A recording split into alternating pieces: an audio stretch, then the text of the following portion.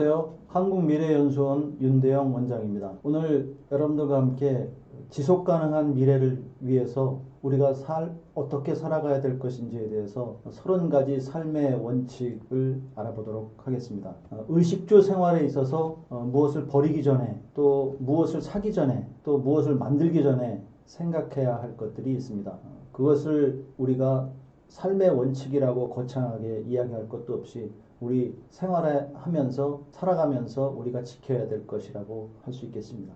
저는 평생 디자인과 업사이클을 가지고 연구를 해오면서 지금 우리가 인류가 직면한 쓰레기 문제가 과연 어디에서부터 우리가 이 문제를 해결해 나가야 할 것이고 우리가 닥친 기후 문제, 환경 문제를 어떻게 접근해야 될 것인가를 생각하면서 이 원칙들을 정리해 보았습니다. 유엔에서는 지속가능 발전 목표를 17가지를 제시했습니다. 이 목표들이 굉장히 이상적이고 장기적으로 우리가 생각하고 있지만 사실은 우리의 의생활, 식생활, 주생활에서 우리가 생각해야 할 것들을 깊게 생각을 하고 물건을 살 때, 소비자로서 물건을 구매할 때, 또 소비자로서 물건을 사용할 때, 또한 만약에 우리가 제조자라고 한다고 그런다면 물건을 만들 때 어떤 생각을 가지고 어떤 기준을 가지고 만들어야 될 것인가를 잘 해나간다면 이 쓰레기를 줄이고 또 쓰레기가 점차 끝없이 자원을 순환해서 사용할 수 있는 이상적인 사회도 만들 수 있을 것이다 라고 하는 생각을 해보게 됩니다. 첫 번째로 우리는 사용자인 동시에 소비자인 동시에 또한 물건을 만드는 제조자이기도 합니다. 우리는 누군가는 제조자이고 누군가는 사용자입니다. 그러면서 우리가 사용했던 것들을 물건을 만드는 과정에서 물건을 버리기도 하고요. 또 물건을 사용하고 나서 제품을 용도가 폐기가 되면 물건을 버리기도 합니다. 그것을 버리기 전에 우리가 무엇을 버리기 전에 생각해야 될 10가지 원칙이 있습니다. 첫 번째는 우리가 버리는 물건들이 바다에 많이 쓰레기로 들어갑니다. 이 바다는 우리가 육지에서 살아가는 인간이기 때문에 사실 바다는 잘 생각을 하지 못합니다. 바다를 쓰레기장으로 생각하기가 쉽습니다. 불과 몇 년 전까지만 하더라도 쓰레기 처리의 방법 중에 하나가 해양 투척이라는 것이 방법이 있었습니다. 바다에 버리는 것을 쓰레기를 처리하는 방법이라고 생각하고 바다에 버렸던 겁니다. 그러나 지금은 이제 해양 투척은 쓰레기를 버리는 방법에서 법으로 금지가 되어 있습니다. 그럼에도 불구하고 지금 바다에는 많은 위험한 일들이 벌어지고 있습니다. 그 중에서 하나가 우리가 바다에서 수산물을 생산하기 위해서 수산물을 포획하기 위해서 사용하고 있는 수산업 도구들입니다. 낚싯줄과 낚시 바늘들이 바다에 버려져서 많은 생물들에게 생물들의 목숨을 위협하고 있습니다. 돌핀맨이라고 하는 바다에서 활동하는 활동가들이 촬영한 영상에서 꼬리에 낚싯줄이 얽혀서 그것을 떼어내기 위해서 쉴 새 없이 헤엄치어가는 그런 돌고래를 촬영한 것이 영상에서 볼 수 있습니다. 돌고래는 일반 물고기와 다르게 위아래로 헤엄을 칩니다. 물고기는 좌우로 헤엄을 치고요. 돌고래의 경우에는 만약에 꼬리 지느러미가 없을 경우에는 거의 생존하기가 어렵습니다. 그런데 이 돌고래가 낚싯줄이 꼬리에 잡혀서 결국 꼬리가 나중에 잘려지게 되고 그리고 목숨을 잃어버리게 되는 그런 결과까지 오게 됩니다. 동물의 생태계가 파괴된다고 하는 측면에서 우리가 무분별하게 버려지는 이런 도구들이 결국은 자연의 생태계를 해친다고 하는 것을 생각해 볼 필요가 있습니다. 두 번째로 자연에 쓰레기가 있는지 생각해 봐야 됩니다. 자연에는 쓰레기가 없습니다. 오직 인간이 만든 제품들만이 우리가 육지와 바다에 버려져서 쓰레기가 됩니다. 동물이 배설한 배설물들은 말똥구리와 새똥구리가 굴려서 다시 그것을 먹고 다시 분해하면서 다시 자연으로 되돌려주게 됩니다. 결국 동물이 배설한 배설물은 식물에게 토양에 그 영양분이 되고 그 과정의 매개체가 새와 곤충들이 매개해 줌으로 인해서 이 자연은 완벽하게 순환의 고리로 들어가게 되어 있습니다. 세 번째로 우리가 버리는 폐기물 중에서 가장 심각한 문제를 만들어내고 있는 배설물입니다.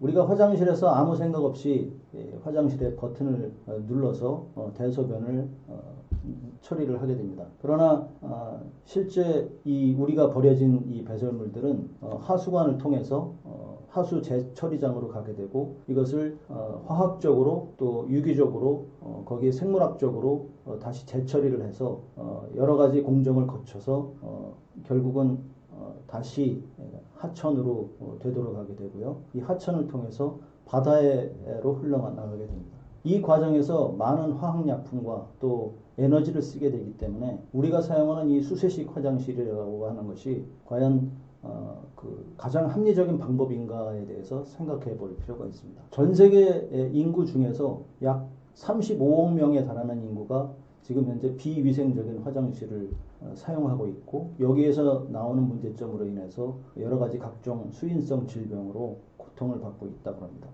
마이크로소프트를 만든 빌 게이츠는 그래서 자기가 은퇴한 이후에 가장 필생의 과업으로 인류에게 그 수세식 화장실이 아닌 자연으로 퇴비를 되돌려 줄 수 있는 건식 화장실을 만들어서 인류의 문제를 해결해야 되겠다. 수질 오염 문제라든가 에너지 문제, 이산화탄소 발생 문제도 해결하고 싶다라는 의지를 가지고 화장실 문제에 매달리고 있습니다. 그래서 우리나라의 삼성전자도 같이 여기에 협력을 해서 건식으로 이 화장실 문제를 처리하는 그리고 물과 하수가 없이 배출수를 정화하는 이런 방식으로 기술을 개발해서 지금 아직 상용화되지는 않았지만 이것을 도전하고 있습니다.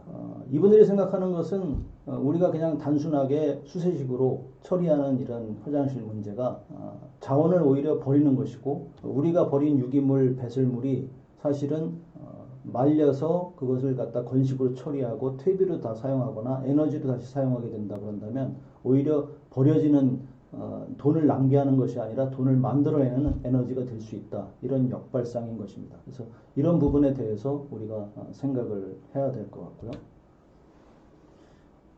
결국 우리가 버리는 물건을 쉽게 버릴 때는 그것이 결국 어떤 결과로 되돌아올 것인가에 대해서 생각을 해야 됩니다.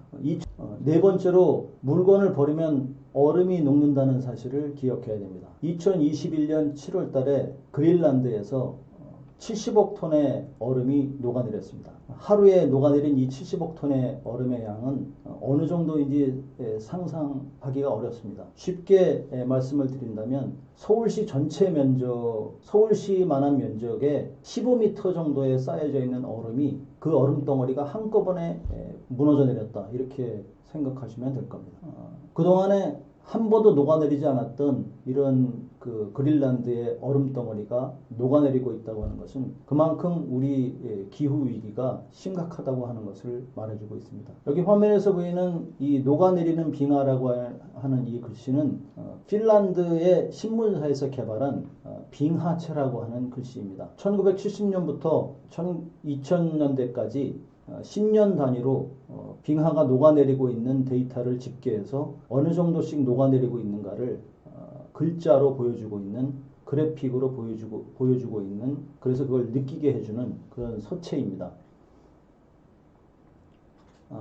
빙하가 녹아내리게 되면 결국 우리 환경에 우리의 모든 자연과 인간의 존재가 앞으로 어떻게 될지 모르는 그런 상황에 닥치게 될 수 있습니다. 우리가 물건을 쉽게 버리지만 버리기 전에 이 문제를 생각한다고 그런다면 우리가 쉽게 물건을 버리지 못할 겁니다. 다섯 번째로 새와 나무가 사라지게 된다 그런다면 다음 차례는 무엇일까? 이것에 대해서 생각해 봐야 됩니다. 지난 50년 동안 북미 대륙에서 조사한 통계에서요. 북미 대륙에 있는 새들 중에 약 30억 마리가 새들이 사라졌습니다. 새들이 사라지게 되면 결국 나무는 모든 나무의 그 번식에 가장 중요한 역할을 하는 것이 새들인데요. 이 새들이 사라지게 되면 결국 나무도 번식하기가 어렵게 되고 그렇게 되게 되면 결국 그 다음 차례는 누가 될 것인지 이것은 보나마나 너무나 뻔한 일입니다. 우리가 물건을 버릴 때 결국 우리가 버린 물건들이 쓰레기가 이 자연을 더럽히고 또 이 자연에 존재하는 그런 많은 생물들이 살아가기 어려울 때는 결국 그 반작용으로 우리에게 어떤 결과가 돌아올 것인지 이것을 우리는 생각해야 됩니다. 다음으로 생각할 것은 우리가 버리는 그 폐기물 중에서 우리는 옷을 아무렇게나 입고 그 옷을 입고 나서 아무렇게나 버리지만 이 옷이 만들어내는 문제가 굉장히 너무 심각하다고 하는 것입니다. 가정에서 나오는 그 하수 중에서 중요한 부분이 세탁기입니다. 이 세탁기에서 나오는 그 폴리에스터 섬유를 세탁을 했을 때 그 티셔츠를 예를 들자면 그 티셔츠를 하나를 세탁을 했을 경우에 약 70억 개의 미세 플라스틱 입자가 거기서 나온다고 합니다. 우리는 세탁해서 깨끗하게 옷을 입는 것은 좋지만 그러나 우리가 결국 사용하고 버리게 되는 세탁하고 난 그 하수에는 거기에 들어가 있는 미세 플라스틱은 걸러지지 않은 채 바다로 그냥 흘러 들어가게 되는 것입니다. 이것을 생각했을 때 과연 우리가 입고 버리는 그 어마어마한 양의 옷들 그리고 우리가 가정에서 세탁기에서 사용하고 매일같이 세탁을 해서 버리는 그런 하수들이 결국 우리 바다를 온통 플라스틱으로 만들어 버린다는 면에서 깊게 생각을 해봐야 됩니다. 우리가 일상생활에서 마주하게 되는 가장 골치 아픈 문제가 현수막 문제입니다.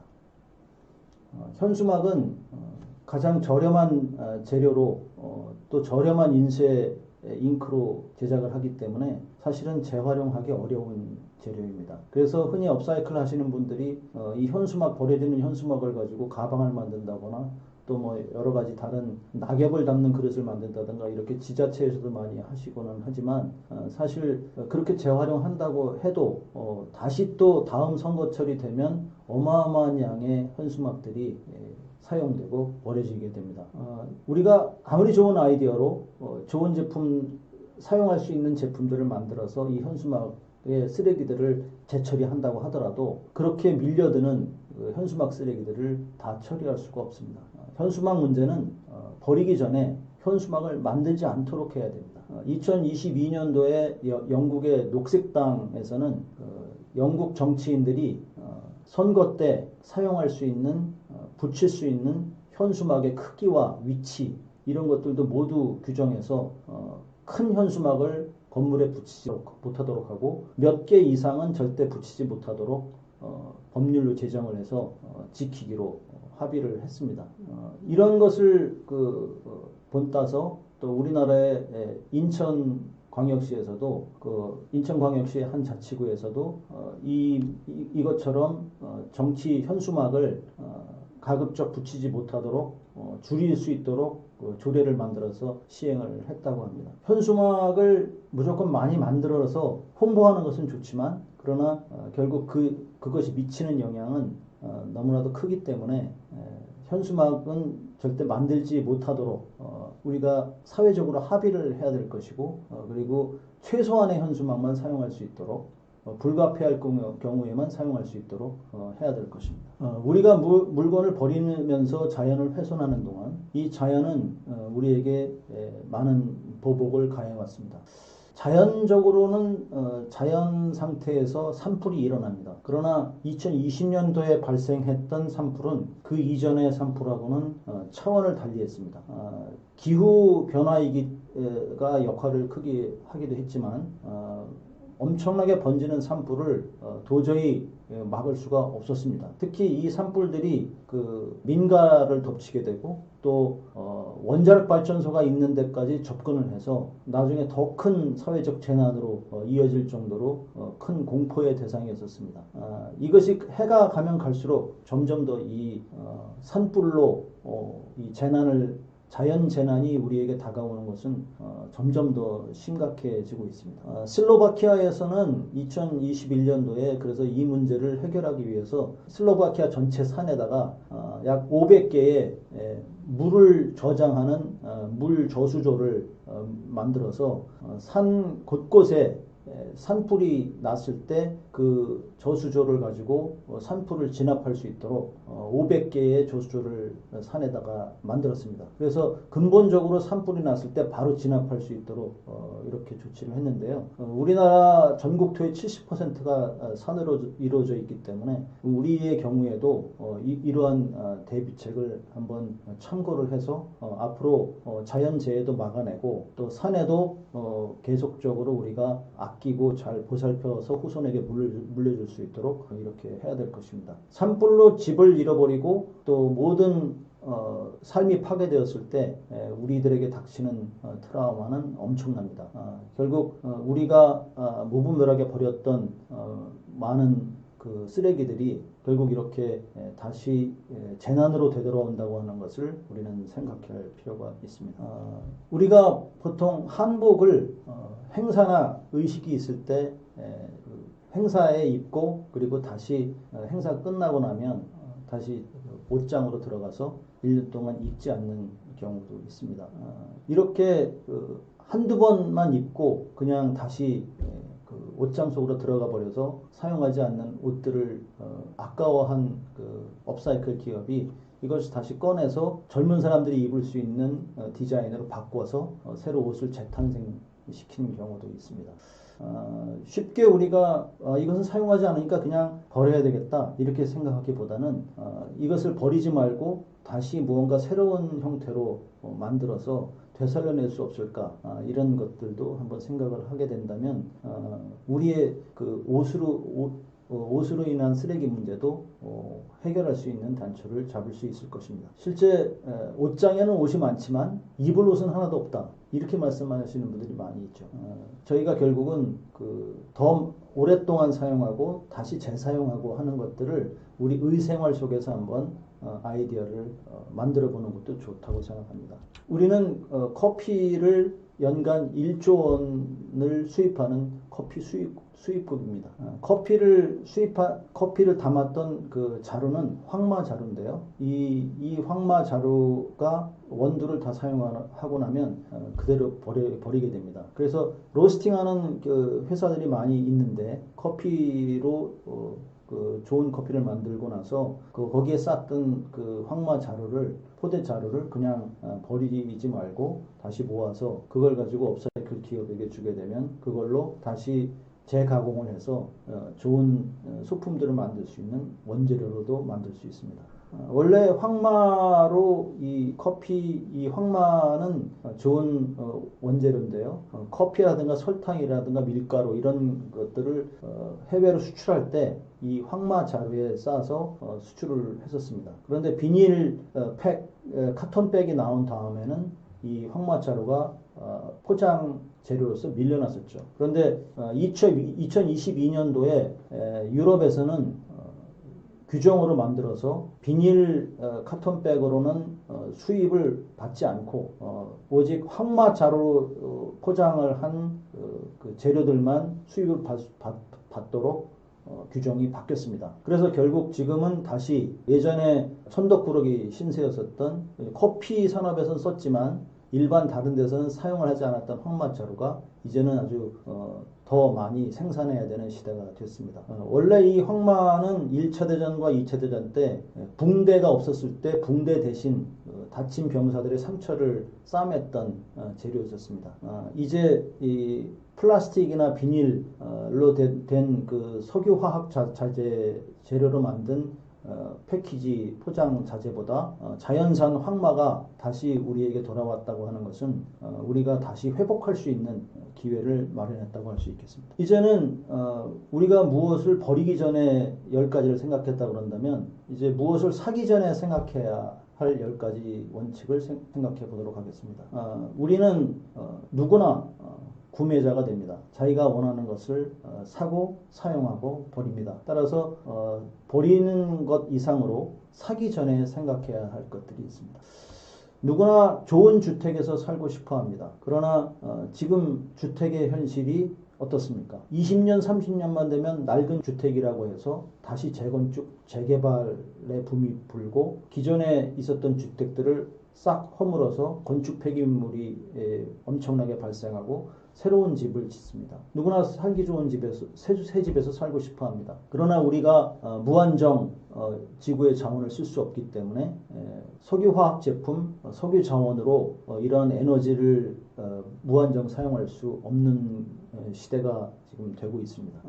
이러한 우리가 냉난방을 반드시 해야 되는 이런 주택 구조, 이것에서 새로운 주택을 시도하신 분이 계십니다. 강원도 홍천에서 냉난방이 없이 살 수 있는 제로 에너지 하우스를 만드신 이대철이라고 하는 분입니다. 이분은 이 집을 25cm 정도의 두께에 가운데 스티로폼을 넣어서 주택 벽을 만들고요. 그리고 지붕의 각도는 가장 태양을 잘 받아들이기 쉽도록 만들고, 그리고 창문의 구조도 통풍이 잘 되도록 해서 안에서 있었던 더운 연기가 바깥에 들어오는 신선한 공기와 쉽게 교류가 되고 또 안에 있는 열을 잘 보호할 수 있도록 하는 구조로 만들었습니다.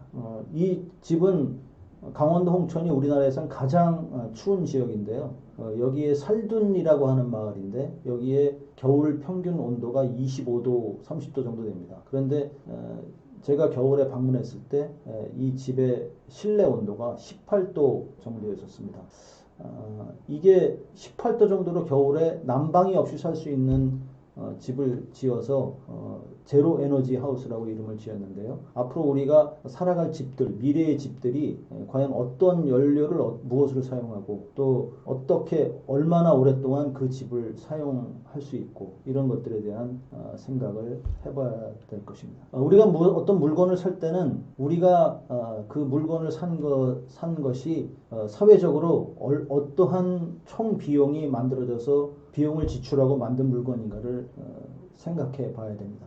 지금 여기 있는 이 의자는 아프리카의 난민들이 다시 재활할 수 있도록 그들이 타고 온 보트 조각으로 의자를 만들고 그것을 시장에서 팔아서 그 수입으로 그 난민들이 다시 재생할 수 있도록 도와주는 독일의 기업들이 만든 의자입니다. 이 의자의 가격은 우리나라 돈으로 한 30만 원 정도 하지만 독일 시민들이 아낌없이 사회적 가치를 놓고 이 의자를 구매를 해줍니다. 결국 우리가 당면한 사회 문제를 해결하기 위해서 함께 다 같이 머리를 맞대고 해결하기 위해서 동참하고 그리고 우리가 지금 당면한 이 사회 문제는 결국 우리가 스스로가 만들어내는 것이기 때문에 이것을 해결하기 위해서는 우리가 구매할 때도 그것을 생각을 하고 구매를 하고 또 그 사회 문제를 해결하기 위해서 동참해야 한다고 하는 측면에서 우리는 물건의 가격을 들여다볼 때 그 물건이 가지고 있는 사회적 비용, 사회적 가치 이것이 무엇인가를 생각해야 한다고 하는 겁니다. 어떤 물건을 사기 전에 반드시 생각해야 될 것은 광고에 현혹되지 말아야 한다는 겁니다. 29,900원은 3만 원이 아닙니다. 그러나 29,900원은 사실 3만 원에서 100원만 깎아놓은 가격입니다. 그러나 많은 소비자들이 29,900원은 2만 원대라고 생각을 하기 쉽습니다. 그런 것처럼 사실 우리가 일상생활에서 광고의 전략에, 광고의 마케팅에 우리가 넘어가는 경우가 많이 있습니다. 여기 있는 이 사진은 서울 시내 어느 한 지하철역에 설치되어 있는 커피를 만드는 로봇 기계입니다. 로봇이 앞으로 인간의 서비스를 대신해서 많은 것들을 할 것이다 라고 하는 것은 우리가 다 예상할 수 있는 일이지만 그러나 그렇다고 해서 따뜻한 감정을 가지고 있는 얼굴을 맞대고 친절한 미소를 가지고 상대방에게 커피를 내려주는 커피 바리스타와 그 다음에 아무 감정이 없이 기계적으로 모든 것들을 처리하는 로봇이 만들어내는 커피와 같을 수는 없습니다. 예상했던 것처럼 처음에 이 기계를 설치한 지하철 안에 작은 커피숍에 사실 가서 이 커피를 사서 마시는 사람들이 별로 없습니다. 우리가 산업의 발전을 이야기할 때 앞으로 미래의 산업이 첨단 산업이 될 것이고 많은 AI 산업이 앞으로 미래의 주류가 될 것이다 라고 많이 이야기하고 또 로봇이 인간의 노동을 대체할 것이라고 많이 이야기를 하지만 그것이 어느 부분에서는 어느 측면에서는 맞지만 어느 측면에서는 맞지 않는 부분들도 있고요. 그리고 그것이 만약에 광고로 포장이 되어서 우리에게 돌아올 때는 그것이 실제로 우리에게 좋은 가치를 주지 않고 오히려 실패하는 경우도 많이 있습니다. 물건을 사기 전에 그 광고에 담겨져 있는 숨은 의도가 무엇인가, 그리고 우리가 진정으로 선택해야 할 가치가 무엇인가, 이것을 생각해야 된다고 생각합니다. 다음 네 번째로는 우리가 선택해야 돼. 우리가 사는 물건을 구매하는 하며 살아가는 이 삶이 결국 어떤 경제인가를 생각해야 됩니다. 프랑스의 미래학자 자크 아탈리가 생명 경제로의 전환이라고 하는 책에서 앞으로 우리 인류가 이기주의적인 생존 경제에서 이타주의적인 생명 경제로 나아가야 된다, 이런 이야기를 했습니다. 어떤 물건을 만들어냈는데 그 물건이 과연 사람을 살리는 물건인가, 아니면 사람을 죽이는 물건인가, 이런 것들을 생각해 보자고 하는 것입니다. 지금 현재 세계 도처에서 전쟁이 벌어지고 있습니다. 전쟁은 여러 가지 가장 무력적으로 국가의 문제를 해결하는 정치적, 외교적 그 행동입니다. 그런데 이 전쟁을 통해서 돈을 버는 기업들이 있습니다. 무기를 팔아서 돈을 번다고 하는 것이 과연 죽음의 경제일까, 생명의 경제일까, 이런 것을 우리는 생각해 봐야 됩니다. 굉장히 어려운 문제일 수 있지만 앞으로 우리가 구매자로서, 소비자로서 그 생활을 해나갈 때 이 문제를 늘 해결하기 어려운 과제라고 해서 뒤로 미뤄두지 말고 계속 생각을 해봐야 되는 문제입니다.